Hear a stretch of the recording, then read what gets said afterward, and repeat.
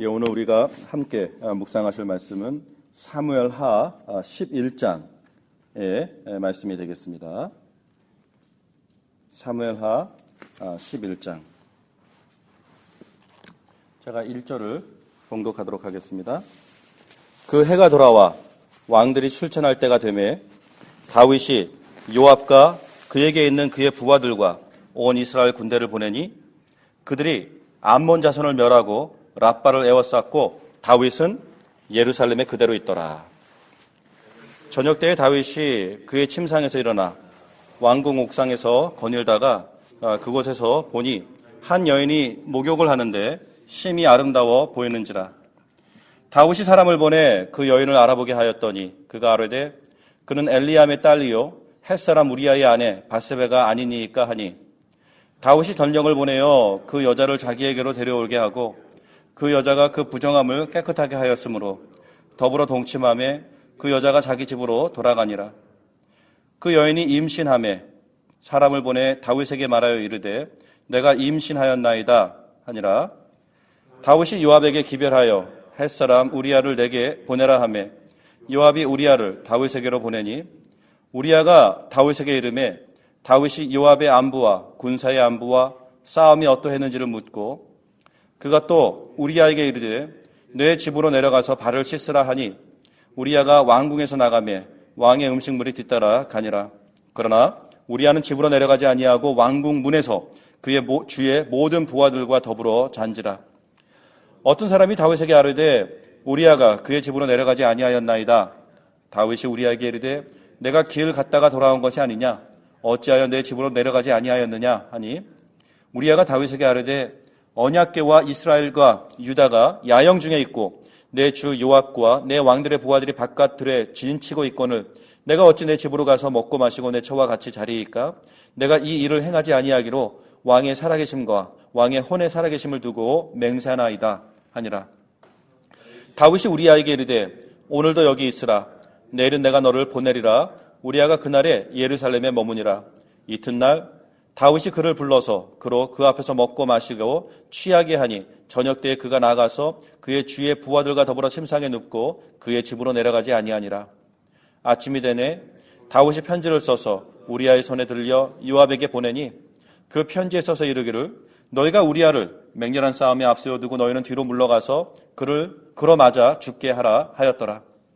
요압이 그 성을 살펴 용사들이 있는 것을 아는 그곳에 우리아를 두니 그 성 사람들이 나와서 요압과 더불어 싸울 때에 다윗의 부하 중 몇 사람이 엎드러지고 햇사람 우리아도 죽으니라. 요압이 사람을 보내 그 전쟁의 모든 일을 다윗에게 보고할세 그 전령에게 명령하여 이르되 전쟁의 모든 일을 내가 왕께 보고하기를 마친 후에 혹시 왕이 노하여 내게 말씀하시기를 너희가 어찌하여 성에 그처럼 가까이 가서 싸웠느냐 그들이 성 위에서 쏠 줄을 알지 못하였느냐 여룻베셋의 아들 아비멜렉을 쳐 죽인 자가 누구냐 여인 하나가 성에서 맷돌 윗짝을 그 위에 던짐에 그가 데베스에서 죽지 아니하였느냐 어찌하여 성에 가까이 갔더냐 하시거늘 내가 말하기를 왕의 종 햇사람 우리아도 죽었나이다 하라.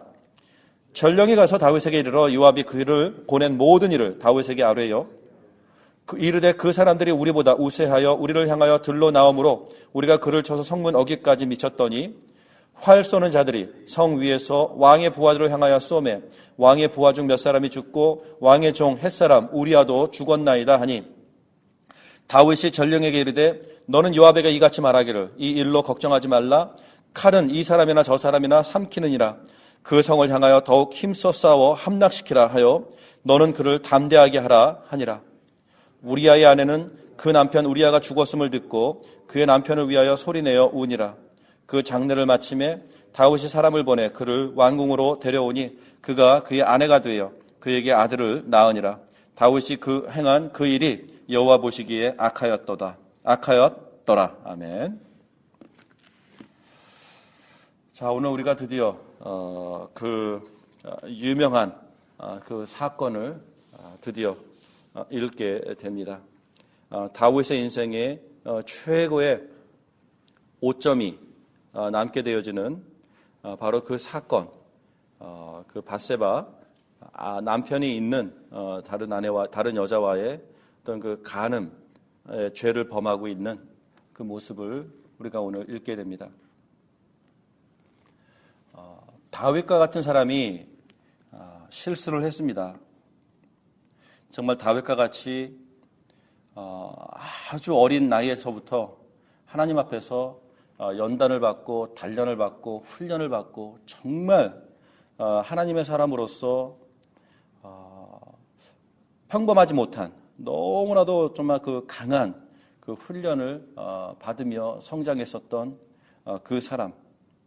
정말 하나님의 그 살아계심과 하나님의 함께하심과 하나님께서 그가 어디로 가든지 항상 이기게 하셨었던 정말 살아있는 간증거리를 그 누구보다도 정말 강력하게 갖고 있었던 이 사람 다윗이 오늘은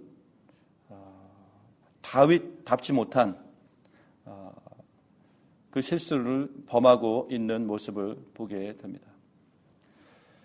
우리가 늘 긴장해야 되는 부분이 있다면 정말 우리가 늘 긴장해야 될 부분이 있다면 유혹과 넘어짐은 어떤 면에서는 가장 제대로 섰을 때에 가장 심하게 넘어질 수 있음을 기억해야 합니다.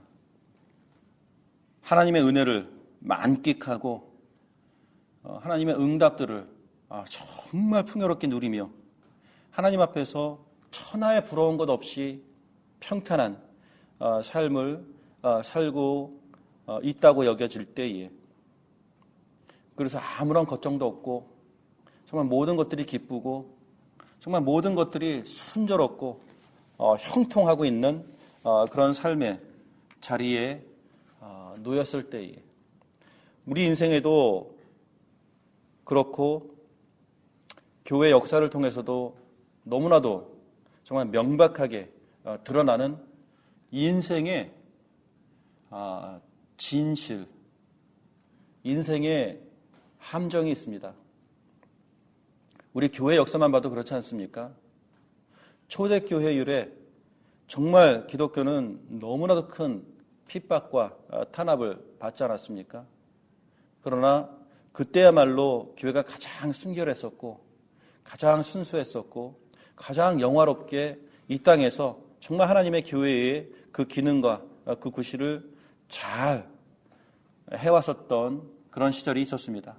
그러나 그 교회가 또 기독교가 국교가 되고 또 국왕으로부터 기독교를 향한 또 교회를 향한 특히 또 이 교회의 목회자들을 향한 성직자들을 향한 엄청난 혜택들을 주기 시작했을 때에 온 천하 만민들은 자원해서 기독교인이 되기를 원했었던 그 시절. 왜냐?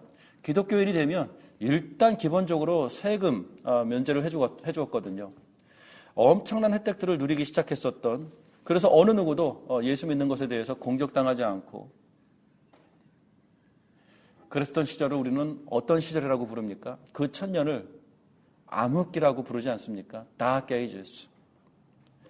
드디어 기독교가 온 천하에 명실상부 정말 공인을 받는 어떤 면에서는 유일한 정말 모노폴라이즈를 하는 그러한 종교가 되었을 때에 우리 역사는 그 시절을 인류 역사에서 가장 어두웠었던 시절이었다라고 회고한다라는 것.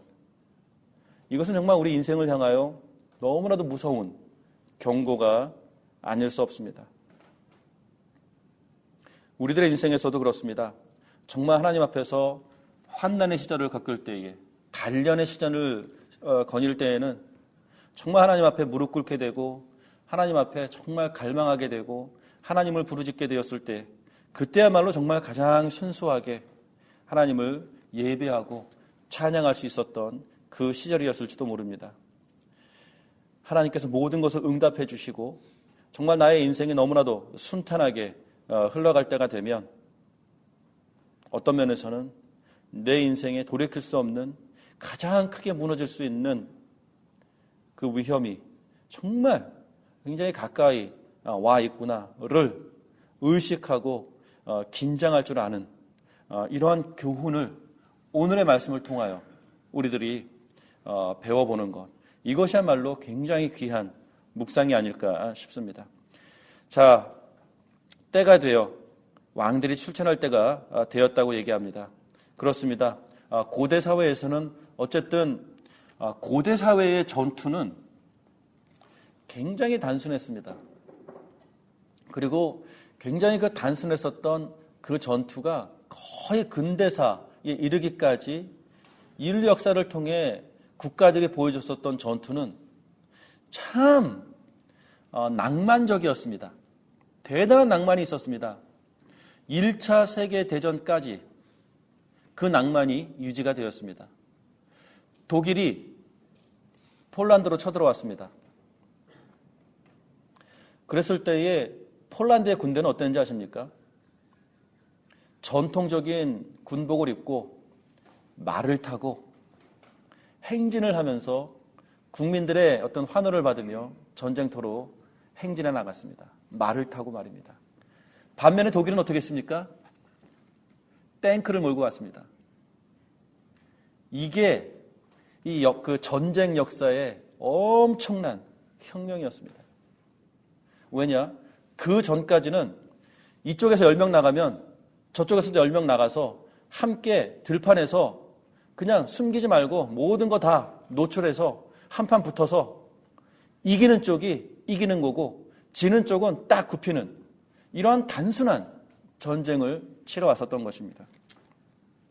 그러고 보면 동양의 역사는 굉장히 참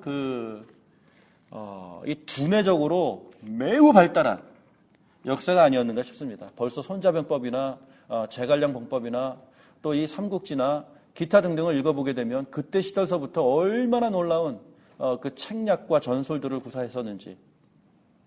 아무튼 이렇게 각 나라마다 어떤 전쟁을 치르는 시즌이 또 있었다는 것도 낭만적이지 않습니까? 필요할 때 기습하는 것이 아니라 어느 정도 일정한 때가 되면 각 군대마다 어떤 면에서는 이제 올림픽처럼 대표 선수들을 보내서 딱 공개적으로 한판 붙어서 이기면 이제 패배한 국가가 그 이긴 나라에게 조공을 바치고 조공을 바치다가 어느 정도 힘을 키워서 아니다 싶으면 다시 반발해서 전쟁을 붙고 하는 이런 시절이었습니다. 그리고 그때에는 항상 왕들이 함께 출정을 했습니다. 그런데 오늘 9절에 시작부터가 이상합니다. 분명히 다윗 왕이 스스로 그의 군대를 이끌고 나아가야 되는데 오늘 9절에 어떤 말이 나옵니까? 다윗은 예루살렘에 그대로 있더라. 왕들이 출전할 때입니다. 국가를 지키고 국가를 운영해 나가는 데 있어서 왕에게 있어서는 굉장히 바쁜 시즌입니다. 정말 본인이 이제 그 군대를 이끌고 나라를 대표하여 이제 다른 나라의 왕을 만나서 어쨌든 멋있는 말들을 주고받고 한판 붙고 어쨌든 이런 그 주변 국가의 관계들을 어떤 면에서 나름 돈독하게 세워 나가야 되는 굉장히 바쁜 시즌인데 다윗은 지금 휴가를 보내고 있습니다. 무슨 말입니까? 1절에서 쉴 때가 아닌데 쉬고 있다라는 것입니다. 그리고 그 2절에 보게 되니까 쉴 때가 아닌데 쉬다 보니까 할 게 없습니다. 저녁 때에 그의 침상에서 일어나. 9절이 이상하지 않습니까? 저녁 되면 침상으로 들어가야죠. 왜 침상에서 일어납니까? 무슨 말입니까? 하루 종일 뒹굴고 있었습니다. 저녁이 됐는데 그제서야 이제 침상에서 일어납니다. 무슨 말입니까? 잠이 안 오는 겁니다. 자야 될 때 잠이 안 오는 겁니다. 할 일은 없죠. 잠은 안 오죠. 아니 왕의 채신머리 없이 왜 또 옥상에 올라갑니까? 옥상에서 그 시원한 바람을 맞으며 산보를 하고 있는 모습을 보게 됩니다. 얼마나 참 락셔리어스한 참 늘어진 편안한 인생입니까? 그곳에서 보니 한 여인이 목욕을 하는데 무슨 말입니까? 궁전 옥상에서 심심하지 않습니까? 할 게 없지 않습니까? 궁금합니다. 이것저것 본능적으로 움직이고 있는 모습을 보게 됩니다. 자, 그리고 두 번째 우리가 여기서 놓치지 말아야 되는 부분은 무엇이냐면 이미 다윗은 헤브론에 있었을 때서부터 많은 여인들을 아내로 두어서 최소한 헤브론에서만 7명의 여인을 아내로 두었던 모습을 보게 됩니다. 그리고 그가 이제 다윗성으로 올라와서는 또 추가로 더 많은 여인들을 아내로 삼았었던 그 기록들을 우리가 읽어보았고요. 그 말은 무엇입니까? 하나님께서 모세에게 그 신명기의 말씀을 통해서 이런 말씀을 하십니다. 17장입니다. 나중에 너희들 중에 왕이 세워질 때에 그 왕은 이런저런 것들을 조심해야 할 것이다 라고 하면서 조심해야 될 그 세 가지를 언급하고 있습니다. 그래서 사실은 그 왕의 어떤 그 교육을 받을 때에 반드시 명심해야 되는 것이 이미 모세가 기록한 그 율법 속에 이미 아주 명백하게 나와 있다라는 것입니다. 하나님께서 통치하시던 그 시절, 이스라엘에 왕이 없었던 그 시절에 하나님께서는 이미 모세에게 일러 가라사대 너희들 중에 이제 왕이 세워질 때가 오면 이 세 가지를 조심해야 될 것이다라고 경고하셨다라는 것입니다. 그 세 가지가 뭔지 아십니까, 여러분? 첫 번째가 바로 많은 여자를 아내로 두어서는 안 된다라는 경고를 하셨다라는 것입니다. 이미 먼저 그렇게 명백하게. 두 번째가 무엇입니까?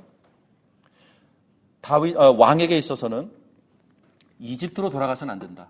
그 말과 병마가 아니라 그 chariot, 병거죠, 병거. 말과 병거를 구입하기 위해 사람들을 이집트로 보내서 그것을 수입해 오는 것, 그것을 금지하셨습니다. 왜냐?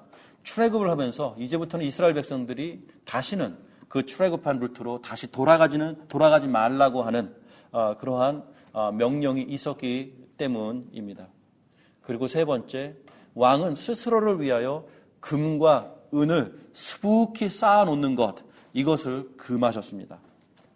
이 세 가지를 금했는 데에 다윗의 인생에 위기가 왔는데 오늘 보게 되니까 갑자기 위기가 온 것이 아니라 이미 다윗은 언제든지 굉장히 심하게 넘어질 수 있는 그 실수의 가능성들을 굉장히 일찍서부터 품고 살아왔다라는 것입니다. 그리고는 오늘 제대로 실수를 해버린 것입니다. 여러분, 이것이 우리들에게 주는 경고가 무엇이겠습니까? 아까 말했듯이 첫 번째 경고는 평탄할 때, 내가 가장 정말 최고의 어떤 위치에 놓였을 때, 그때가 위기다. 그때야말로 가장 심하게 떨어질 수 있는 때다라는 것이 첫 번째 경고라면, 두 번째는요, 괜히 넘어지지 않는다라는 것입니다. 굉장히 인생에 중요한 경고가 됩니다. 괜히 넘어지지 않습니다. 무슨 말입니까? 이미 초기서부터 넘어질 조짐이 있었다라는 것입니다. 이미 초기서부터 나의 인생에 끊어내지 못한, 앞으로 내가 이것 때문에 제대로 넘어지게 될 그 죄악의 씨앗들을 품고 살아간다라는 것입니다. 이것이 다윗에게서만 있는 모습이 아니라 사실은 우리 인생의 모두에게 참 이거야말로 기가 막히게, 아니 이걸 어떻게 알았지? 싶을 정도로 알아맞추는 엄청난 인생에 어느 누구도 피해갈 수 없는 부끄러운 현실입니다. 그렇습니다. 우리 인생에게는 각자가 어느 누구에게도 사실 이런 것들을 말하면 참 민망하고 창피한, 하지만 나에게 있어서는 끊어낼 수 없는 이런 죄악의 그 씨앗들이 있습니다. 그래서 그것을 끊어내지 못하고 키워나가기 시작합니다. 그렇습니다. 나이와 상관없습니다. 그러한 습성들이 중학생 때에, 아니 이미 초등학생 때에 형성되어 갑니다. 그리고 그것이 평생을 갑니다. 그러니 다윗이 지금 때가 돼서 무너졌는데 알고 보게 되니까 어떻게 생각할 수가 있습니까? 이미 그때 심어놓은 씨앗이 성장하고 정말 잘 자라 커서 이제는 열매를 너무나도 제대로 맺게 된 그러한 사건이다라는 것입니다. 결코 과거의 인생과 무관하지 않은 그 연결고리가 여기에 놓여 있음을 보게 됩니다. 다윗은 참 일찍에서부터 어떤 그 여성 편력에 대하여 나름대로 참 좋지 못한 습관을 가지고 있었습니다.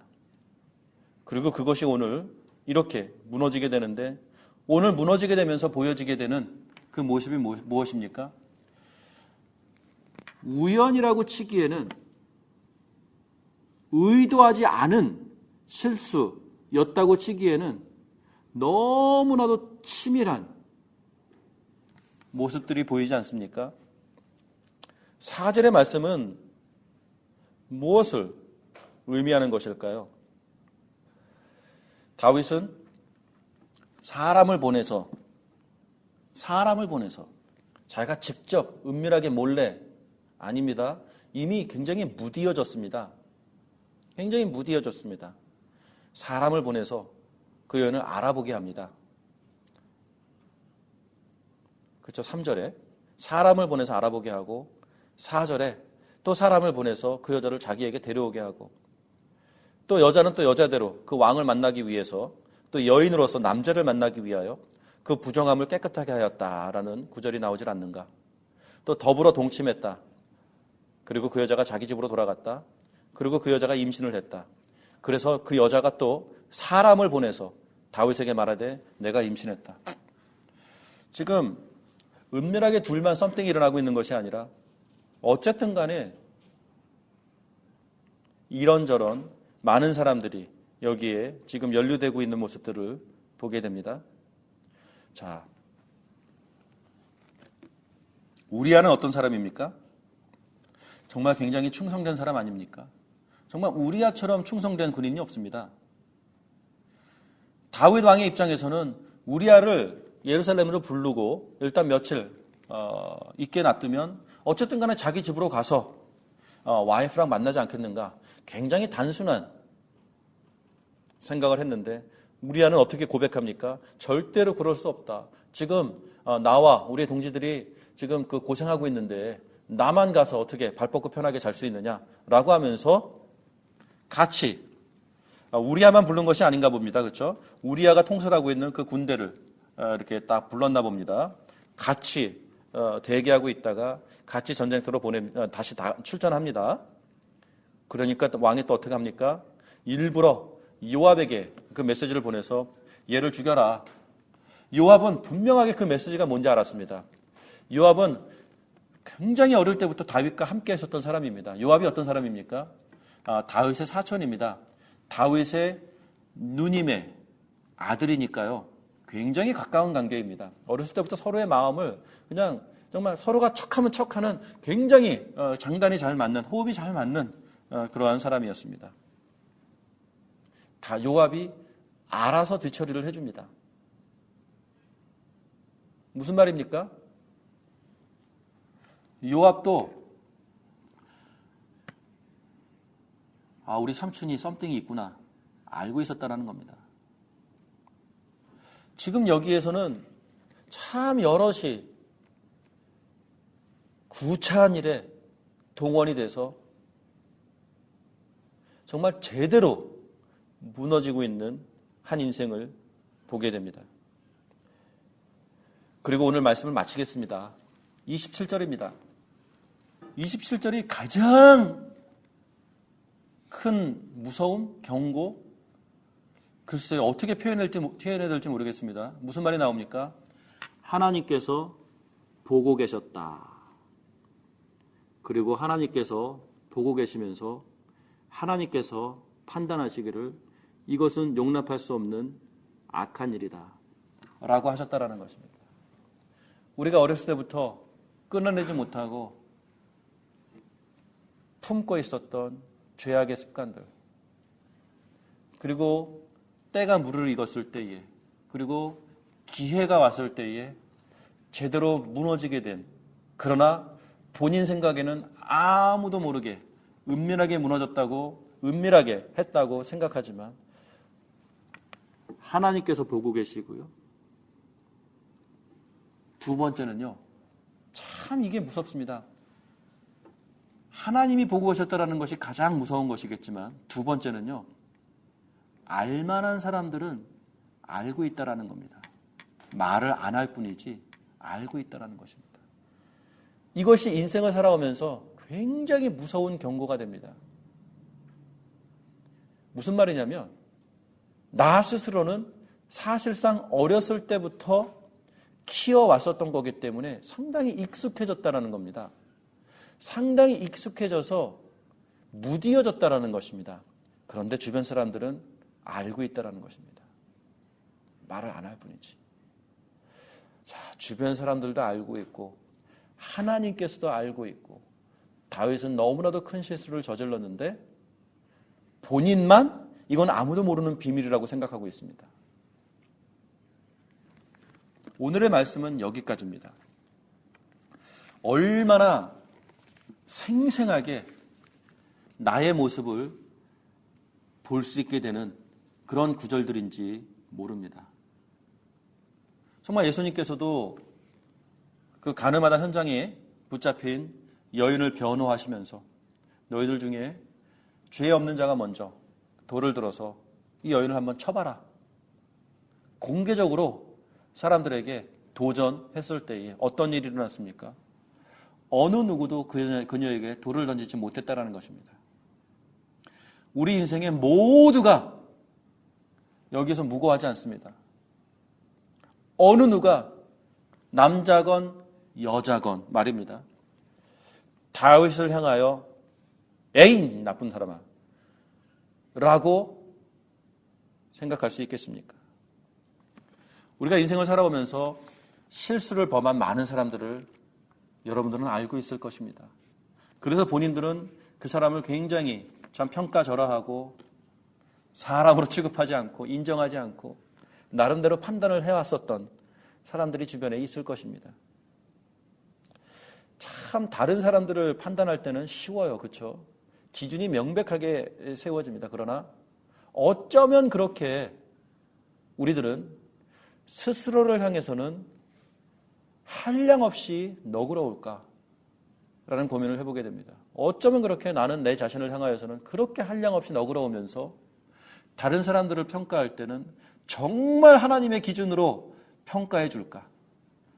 참 오늘 묵상을 하면서 여러모로 내 인생이 얼마나 부끄러운 것인가에 대해서 돌이켜 볼 수 있는 놀라운 기회가 아닌가 싶습니다.